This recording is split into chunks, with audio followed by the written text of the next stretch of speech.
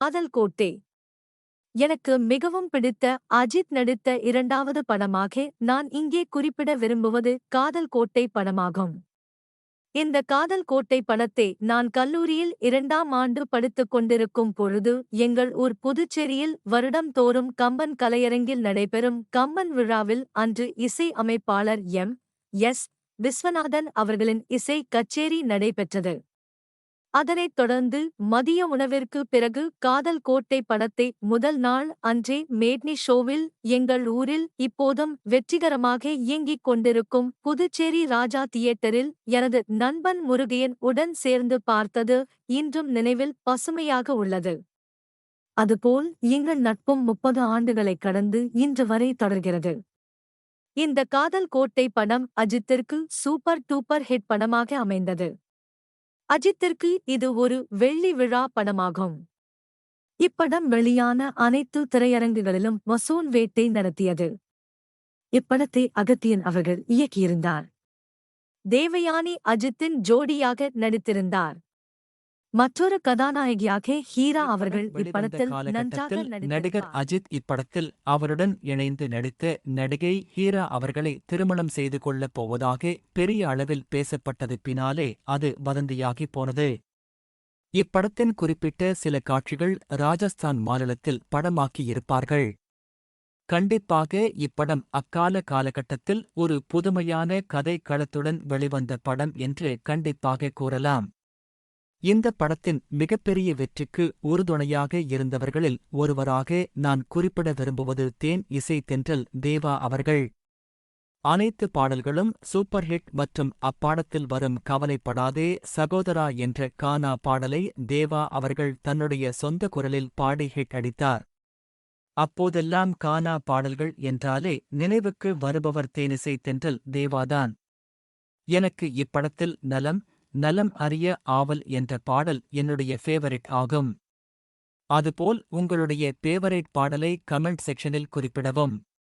இங்கு ஒரு விஷயத்தை நான் அஜித் ரசிகர்களுடன் பகிர்ந்து கொள்வது, இந்த காதல் கோட்டை படம் முதல் இப்பொழுது வெளியாகி இருக்கும் குட்டேட் அக்லி படம் வரையில் பல இசை அமைப்பாளர்கள் அஜித் படத்திற்கு இசை அமைத்து இருந்தாலும் அஜித் அவர்களுக்கு சூப்பர் டூப்பர் ஹிட் பாடல்களை கொடுத்த ஒரே இசையமைப்பாளர் இன்று வரை தேவா மட்டுமே. இதை நான் சவாலாக கூற விரும்புகிறேன். ஏனென்றால் இப்படத்தில் அனைத்து பாடல்களும் ஹிட்.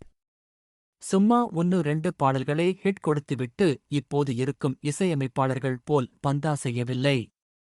இந்த படத்தின் வெற்றிக்கு பின்பும் பல படங்களில் தேவா அவர்களும் அஜித் அவர்களும் இணைந்து கொடுத்த பல படத்தின் பாடல்கள் இன்று வரை காலம் கடந்து நிற்கிறது. உதாரணமாக எனக்கு மிகவும் பிடித்த அஜித் படங்களில் ஒன்றான முகவரி, வான்மதி, ஆசை, வாலி என்று படங்களின் பட்டியல் நீண்டு கொண்டே போகும். இன்று வரை அந்த சாதனையை எந்த ஒரு இசையமைப்பாளரும் அஜித் அவர்களுடன் இணைந்து கொடுக்கவில்லை. இந்த சாதனையை முறியடிக்கப் போவதுமில்லை. இந்த காதல் கோட்டை படத்தை அகத்தியன் அவர்கள் மிக நேர்த்தியாக இயக்கியிருப்பார். குறிப்பாக இப்படத்தின் திரைக்கதை ரசிகர்களை கடைசி கிளைமாக்ஸ் காட்சி வரை என்ன நடக்கப் போகிறது என்ற ஒரு எதிர்பார்ப்புடன் வைத்திருப்பார். அது மட்டும் இல்லாமல் இந்த படத்தின் மேஜிக்கே படத்தின் கதாநாயகன் மற்றும் கதாநாயகி இருவரும் பார்க்காமலே கடிதம் மூலமாகவே காதலிப்பது போல் கதையை அமைத்திருப்பார்.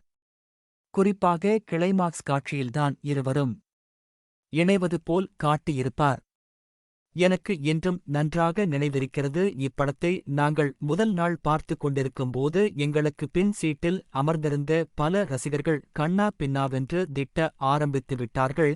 குறிப்பாக கிளைமாக்ஸ் காட்சி நெருங்க படத்தின் டைரக்டர் அகத்தியன் அவர்களை தங்கள் வாயில் வந்த அனைத்து விதமான வார்த்தைகளை கூறி திட்டிக் கொண்டும் கத்திக்கொண்டும் இருந்தார்கள். அந்த அளவுக்கு படத்தின் திரைக்கதையும் காட்சி அமைப்புகளும் ரசிகர்களை அந்த 2.5 மணி நேரமும் படத்துடன் ஒன்றிணைச் செய்து வைத்திருந்தது. அதுவே படத்தின் வெற்றியை உறுதி செய்தது. படம் அஜித்தின் முதல் வெள்ளி விழா படமாக அமைந்தது. இப்படம் ஒரு ட்ரெண்ட் செட்டர் என்று கூறலாம். இப்படத்தின் கதையே தழுவியது போல் பின்னாளில் பல படங்கள் தமிழ் திரை உலகில் வெளிவந்தன. குறிப்பாக இப்படத்தில் மணிவண்ணன் அவர்களும் கரண் அவர்களும் போட்டி போட்டுக்கொண்டு தங்களுக்கு கொடுத்த கதாபாத்திரத்தை மிக நன்றாக செய்திருப்பார்கள். தலைவாசல் விஜய் அவர்களும் தனக்கு கொடுத்த கேரக்டரை நன்றாக செய்திருப்பார். காதல் கோட்டை படம் பல விருதுகளை வாரி குவித்தது.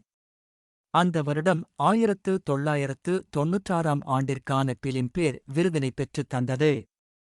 அஜித் நடித்த படங்களில் தேசிய விருது பெற்ற முதல் அஜித் படம் காதல் கோட்டை படமாகும். மேலும் இப்படத்திற்கு சிறந்த இயக்குனருக்கான தேசிய விருது மற்றும் சிறந்த திரைக்கதைக்கான விருது என 2 விருதுகளை இயக்குனர் அகத்தியன் வென்றார். மேலும் இப்படம் தமிழ்நாடு மாநில திரைப்பட விருதுகளையும் பெற்றது. சினிமா எக்ஸ்பிரஸ் விருதுகளையும் வென்றது. இதுபோல் எந்த ஒரு அஜித் படமும் இதுவரையில் இப்படம் பெற்றது போல் பல விருதுகளை பெறவில்லை. இது ஒரு சாதனையாகவே கருதப்படுகிறது. இப்படம் வெளிவந்த காலகட்டங்களில் ஆனந்த விகடனில் வரும் புது படங்களைப் பற்றிய சினிமா விமர்சனமும் அதற்கு அவர்கள் அந்த படத்திற்கு கொடுக்கும் மதிப்பெண்களும் முக்கியம் பெறும். அந்த வகையில் ஆனந்த விகடன் இப்படத்திற்கு 50 மதிப்பெண்களுக்கு மேல் வழங்கி இப்படத்தை பாராட்டி விமர்சனம் எழுதியது.